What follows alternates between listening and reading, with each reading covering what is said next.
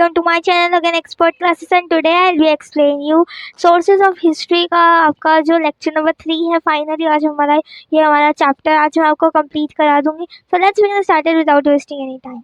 Okay, sources of history. हमने इसका lecture number 1 और 2 बनाया है, जिसमें मैंने आपको डिटेल में एक्सप्लेन करा था what is mean by material source and what is mean by written source. And in this video we are going to see what is mean by our oral source.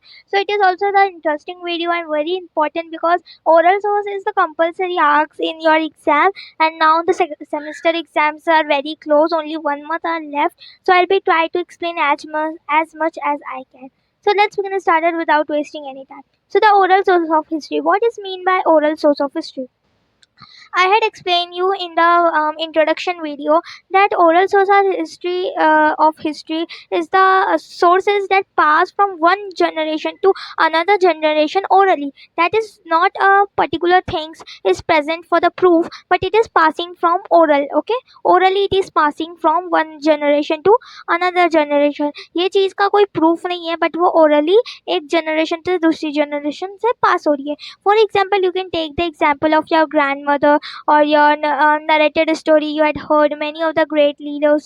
So okay, so that great leaders is stories passing from generation to generation. Yeah, may your mom had heard this story from her mother, and her mother had heard that story from her mother. So it is passing from generation to generation.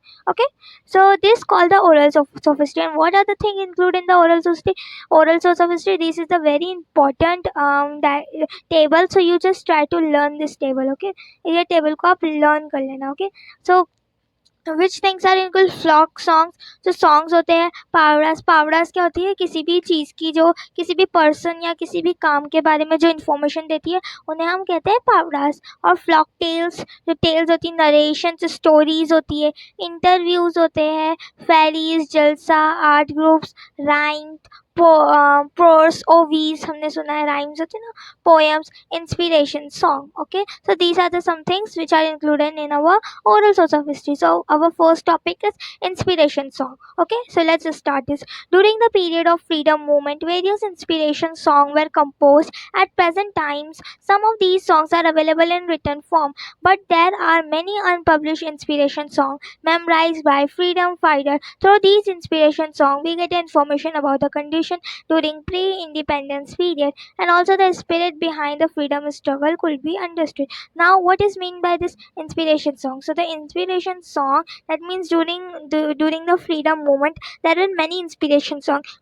What is mean by inspiration song? Inspiration song, in simple word you can say a thing which create a motivation and spirit among the people. At present time there are many songs like Believer, Unstoppable, sing by Sia and Imagine Dragons. ये सारे बहुत ज़्यादा inspiration motivational song है. तो उस time पे तो ऐसा तो था नहीं कि यूट्यूब्स के थ्रू इंस्पिरेशन सॉन्ग होते थे. तो बहुत सारे लोग सब मिलके इंस्पिरेशन सॉन्ग गाते थे. और ये सारे क्यों गाते थे? क्योंकि फ्रीडम फाइटर को मोटिवेट करने के लिए, फ्रीडम फाइटर्स को मोटिवेट करने के लिए ये सारे जो इंस्पिरेशन सॉन्ग्स है वो लोग सिंग करते थे. ठीक है, ओके. सो अभी प्रेजेंट टाइम पे बहुत सारे इंस्पिरेशन सॉन्ग है, बट उस टाइम पे बहुत हेल्प करते थे एक किसी भी चीज़ को बहुत ही सपोर्ट मोटिवेट करने के लिए ये इंस्पिरेशन सॉन्ग्स परफेक्ट होते थे. Now let's see what is mean by powadas. मैंने आपको इधर बताया था कि what is mean by powadas means from the things from which we get information about the work of a person और अ हिस्टोरिकल इवेंट. किसी भी चीज़ के बारे में अगर हमें हिस्ट्री के थ्रू या किसी भी पर्सन के थ्रू इंफॉर्मेशन मिलती है तो उसे हम कहते हैं powadas. Okay, okay. There are many various powadas composed on freedom struggle on 1857. बहुत सारी पावड़ास यूज़ हुई थी 1857 में. और ये जो पावड़ास है ये भी मोटिवेशन और स्पिरिट क्रिएट करने के लिए यूज़ होती थी. ठीक है. Among the people apart from freedom movement, the Pavlas were composed based on the work of Satya Shodhanak Samaj for awakening among the oppressed classes, the Samyukta Maharashtra movement and such other events. Now what is meant by this? तो ये जो सारी जो हमारी पावड़ास होती थी ये motivation करने के लिए बहुत ज़्यादा यूज़ होती थी। और फ्रीडम के टाइम बहुत ज़्यादा पावड़ास हुई थी, और उनका किस पे based on A work of सत्य शोधनाक समझ के उनके ऊपर बेस्ड करती थी ये पावड़ास, उन्हों से लिखी गई थी पावड़ास। और संयुक्त महाराष्ट्र और ये जो अवेकिंग बहुत ज़्यादा लोगों को अवेक करने में बहुत ज़्यादा लोगों को मोटिवेट कर रही थी कि ये ओप्रेस्ड क्लासेस, ये जो होता है हमारा जो ज़्यादती होती है हमारे साथ, इससे बहुत ज़्यादा अवेक कर रही थी लोगों को, ठीक है। और Samyukta Maharashtra that mean unit Maharashtra, Samyukta that means unit, okay. तो यूनिट महाराष्ट्र मूवमेंट और बहुत अलग सारे इवेंट पे इन लोगों ने मोटिवेट करा था, ठीक है। और किसके बेस्ड पे होती थी?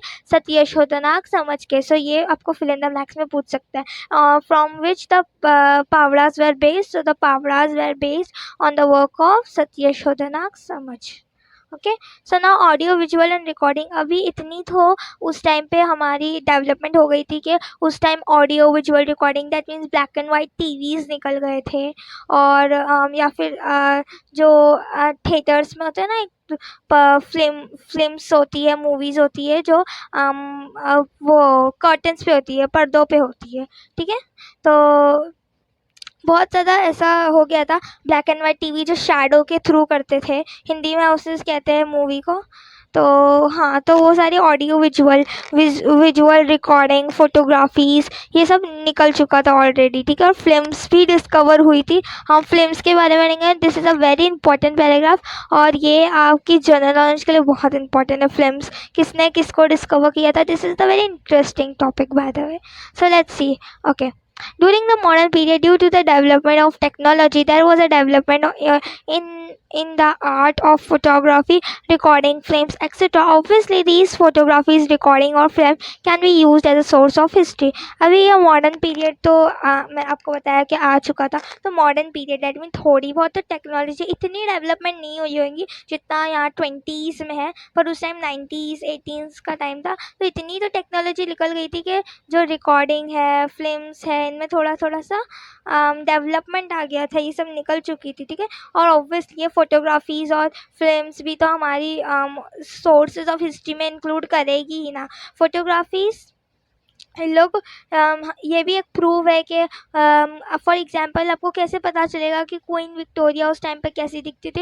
With the help of her photographs, her paintings तो इतनी ट्रस्टवर्दी नहीं होती है, बिकॉज पेंटिंग तो हम हाथ से बना देते, तो हाथ से तो हम कुछ भी ड्रॉ कर सकते हैं, पर फोटोग्राफी वो उस टाइम के विजुअल इमेजिनेशन सब कुछ शो करती थी।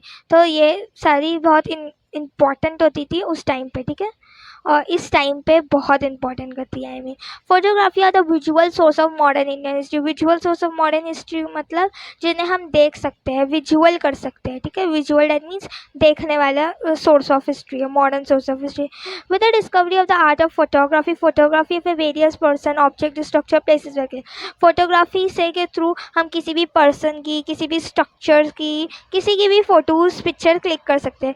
So through these photography we get information of the person और अ event in a visual format. हम ये सारी फोटोग्राफी से किसी भी पर्सन की इंफॉर्मेशन ले सकते हैं एकदम विजुअल फॉर्मेट में। किसी भी पर्सन की कोई भी इंफॉर्मेशन एकदम विजुअल, जैसे हम रियल में देख रहे हैं वैसा फॉर्मेट में ले सकते हैं। In case of the medieval period there are painting available that depict the physical feature of a person और विजुअल डिस्क्रिप्शन और a particular event, but the authenticity of these painting is doubtful. Comparatively, photography are considered to be more reliable. The photography of a person give information about the physical feature, dressing style, etc. Photography of an event give a visual image, where the photographies of a object or a structure helps in understanding its nature. अभी इस paragraph में मैं आपको पूरा एकदम अच्छे से बताती हूँ क्या हुआ है।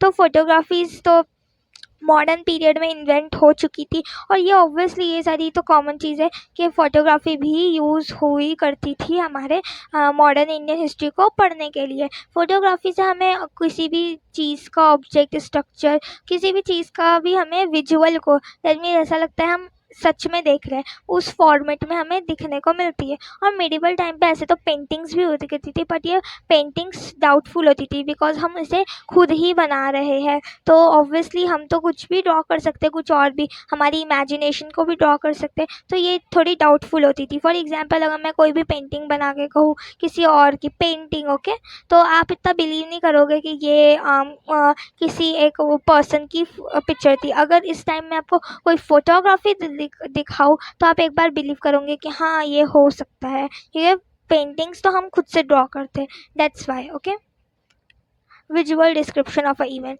तो ये पेंटिंग्स डाउटफुल होती थी, ठीक है। और हमें फोटोग्राफी से बहुत ज़्यादा इन्फॉर्मेशन मिलती है, विजुअल इमेज, और तो किसी भी चीज़ का एकदम विजुअल फॉर्मेट मिलता है, तो बहुत हम इजीली अंडरस्टैंड कर सकते हैं उसका नेचर और इकोनॉमिक सारी चीज़ें।